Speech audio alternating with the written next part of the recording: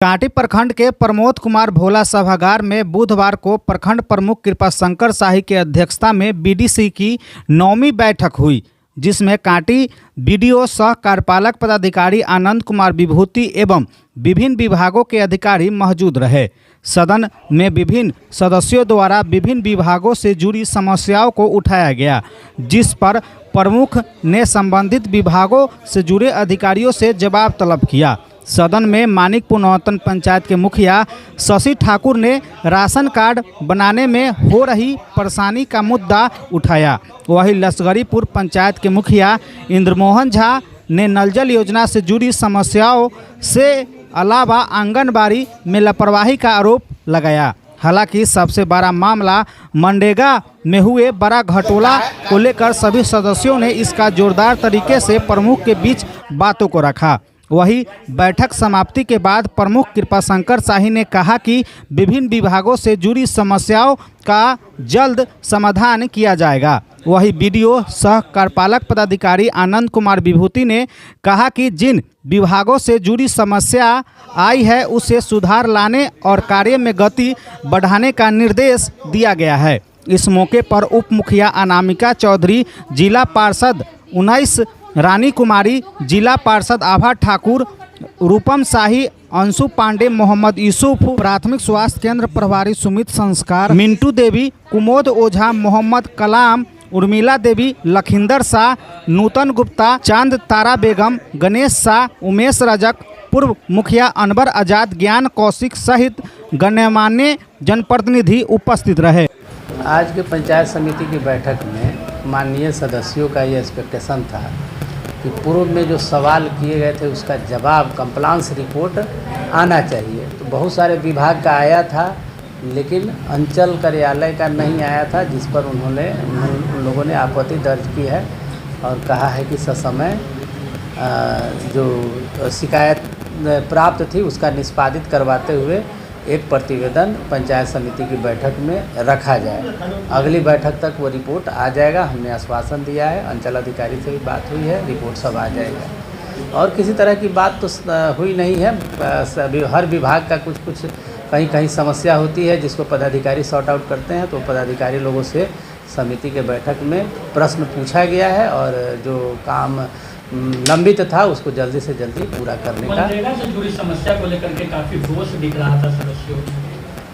हाँ, पीओ साहब से उन लोगों ने बात किया है कि एमबी और ये एस्टीमेट नहीं बन रहा है, एमबी नहीं हो रहा है, समय पर कार्य नहीं हो रहा है। तो पीओ साहब ने आश्वासन दिया है कि मैं जल्द ही करा लूँगा और मेरे तरफ से भी ये बातें कही गई है कि मनरेगा से जुड़ी हुई जो भी समस्या है जल्द से जल्द पूरा करा लिया जाए। प्रमुख के द्वारा उठाया गया था मामला कि वृद्धा पेंशन मिशन में काफ़ी जो है वो समस्या देखी जा रही है। वृद्धा पेंशन में उन्हीं लोगों का पेंशन बाकी है जिन्होंने जीवन प्रमाणीकरण नहीं कराया है।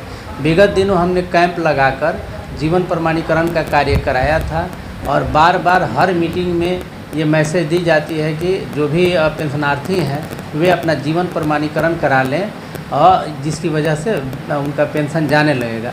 जिन पेंशनार्थियों का पेंशन बंद है, बस केवल और केवल जीवन प्रमाणीकरण या आधार कार्ड में कोई त्रुटि रह गई है, इस वजह से नहीं हुआ है, तो उन्हें यह मैसेज दिया गया है कि यथाशीघ्र करा लें। और मुझे लगता है कि बहुत कम संख्या में ऐसे लोग हैं। राशन कार्ड से भी जुड़ी कुछ समस्या सब देखी गई है। राशन कार्ड में हमारे यहाँ प्रपत्र ख लिया जाता है, उसमें कोई दिक्कत नहीं है। और पुराने राशन कार्ड में प्रपत्र ख के माध्यम से मेंबर्स जुड़ जाते हैं। क के लिए ऑनलाइन लोग करते हैं, वहाँ से एसडीओ सर के यहाँ से वह बनता है। इधर जो वेरिफिकेशन करना था, आधार वेरिफिकेशन करना था, उसमें जिनका आधार नहीं था उन लोगों का समिति की बैठक में ये देखा गया है कि नाम कट गया है। तो अगर जेन्युइन है, आधार में सुधार करते हुए फिर से ऑनलाइन कर देंगे तो उनका राशन कार्ड बन जाएगा। नहीं, पेंडेंसी जो प्रस्तावों की पेंडेंसी है वो बहुत ज़्यादा है और अधिकारी पंचायत समिति के कार्यों को जितनी गंभीरतापूर्वक लेना चाहिए उतनी गंभीरतापूर्वक नहीं लेते हैं। तो इसके लिए हमने यही कहा कि पुराने काम जो है, जो पेंडिंग वर्क्स हैं, उसको पहले पूरा किया जाए। जो प्रस्ताव पहले लिए गए थे उसका अनुपालन हो उसके बाद ही फिर नए प्रस्ताव लेने का कोई मायने मतलब बनता है। क्योंकि मान लीजिए हर बार प्रस्ताव लंबित रहे और फिर आगे हम लोग बात करते रहें तो उससे नहीं, मतलब जो कार्य चाहिए, जो लोगों की अपेक्षाएं हैं वो पूरे होती हुई नहीं दिख रही थी। इस कारण से हमने कहा कि पुराने पहले जो प्रस्ताव हैं उनका अनुपालन हो, उनका पालन हो, उसके बाद ही फिर जो है। निंदा प्रस्ताव पारित होने के बाद भी मत्स्य पदाधिकारी की अनुपस्थिति देखी गई थी।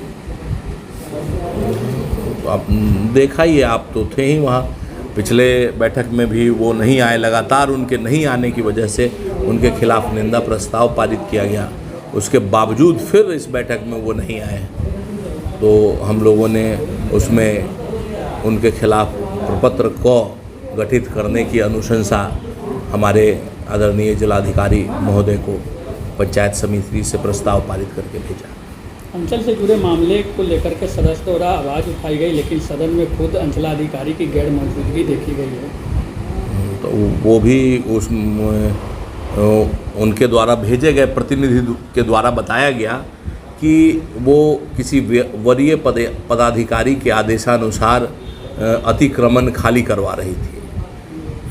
तो ये कहीं न कहीं पंचायत समिति की बैठक की अवहेलना है और इसके लिए जो नियमानुकूल कार्रवाई होगी उसकी अनुशंसा करके हम लोग वरीय पदाधिकारी को भेजेंगे। ये उम्मीद की जा सकती है जो पिछले बार की बैठक में जो प्रोसीडिंग ली गई थी उन पे अब कार्रवाई होगी, क्योंकि नए प्रोसीडिंग पे इस बैठक में कोई काम नहीं बिल्कुल नहीं हुआ है काम। और हर 15 दिन पे मैं खुद पुराने प्रस्तावों के अनुपालनार्थ क्या हो रहा है और अद्यतन क्या स्थिति है उसका अवलोकन करूंगा, फिर ही नए बैठक की तिथि निर्धारित। मनरेगा को लेकर के काफ़ी रोष लगातार बनी रहती है लोगों में।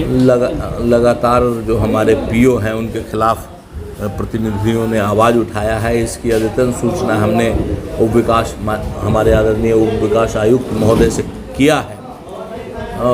उसके बावजूद भी उनके खिलाफ कोई कार्रवाई आज तक नहीं हुई और ना ही उनका पदस्थापन हो पाया। कहीं न कहीं मनरेगा कांटी में उनके द्वारा प्रभावित किया जा रहा है, जो कार्य जितना होना चाहिए उतना नहीं हो पाया। बाल विकास परियोजना में भी इस तरह का मामला देखा गया है कि समय पे जवाब सदस्यों के सवालों का जवाब नहीं मिला है। और पिछले पंचायत समिति के बैठक में लिए गए प्रस्ताव का जवाब आज की बैठक में वो खुद हाथ से लिख के लेके आई थी और वो भी जवाब कहीं न कहीं माननीय सदस्यों को संतुष्ट नहीं कर पाया, मुझे संतुष्ट नहीं कर पाया। तो उसके लिए जो नियमानुकूल कार्रवाई है उसको करने के लिए हमने कार्यपालक पदाधिकारी जी को उनके विभाग में एक कर्मी की बात कही जा रही है कि जो उनका संविदा को उनको शायद रखा गया है। इस तरह का मामला पिछले बैठक में भी लगातार उठाया नहीं, उनके रिटायरमेंट के बाद उनको संविदा पे रखा गया था और जैसा कि हमने सबसे पूछा तो संविदा कर्मी को वित्तीय प्रभार देने की व्यवस्था नहीं है और वैसे में उनको वित्तीय प्रभार मिला हुआ था। प्रश्न भी इसी के आलोक में था कि कैसे उनको वित्तीय प्रभार मिला हुआ था। तो CDPO ने बाल विकास परियोजना पदाधिकारी ने बताया कि वो पूर्व से ही वित्तीय प्रभार में थे, उनके कार्यकाल में ये वित्तीय प्रभार का आवंटन उन्हें नहीं किया गया और वरीय पदाधिकारी से इस बाबत सूचना देने पर कोई दूसरे कर्मचारी को उनके जगह पे नियुक्त किया गया है जो वित्तीय प्रभार का। ब्लॉक प्रमुख होने के नाते जिम्मेवारी जिस प्रकार से आप पे है और जो सदन में जो बातों को उठाई जाती है प्रोसीडिंग में नहीं उसे शामिल करने के बावजूद जवाब नहीं आता है, तो क्या कुछ इसमें आगे की बैठक होना इसका सोल्यूशन नहीं है? नहीं, बैठक होना इसका सोल्यूशन नहीं है और कहीं ना कहीं पदाधिकारी गंभीरतापूर्वक इसको नहीं ले रहे हैं और इसके लिए पंचायती राज व्यवस्था जो है, जो संविधान के संशोधन के तहत हमें ताकत हम में समाहित की गई है, उसके बावजूद जो हमें नहीं मिल रहा है वो पावर्स, तो उसके लिए हम लोग अब अगली तैयारी, अगर पदाधिकारी यहाँ पे हमारे जिलाधिकारी इस चीज़ को नहीं देखेंगे और इसको गंभीरतापूर्वक नहीं लेंगे तो हम लोगों को आवश्यकता महसूस होगा तो हम लोग न्यायालय का दरवाज़ा खटखटाएंगे।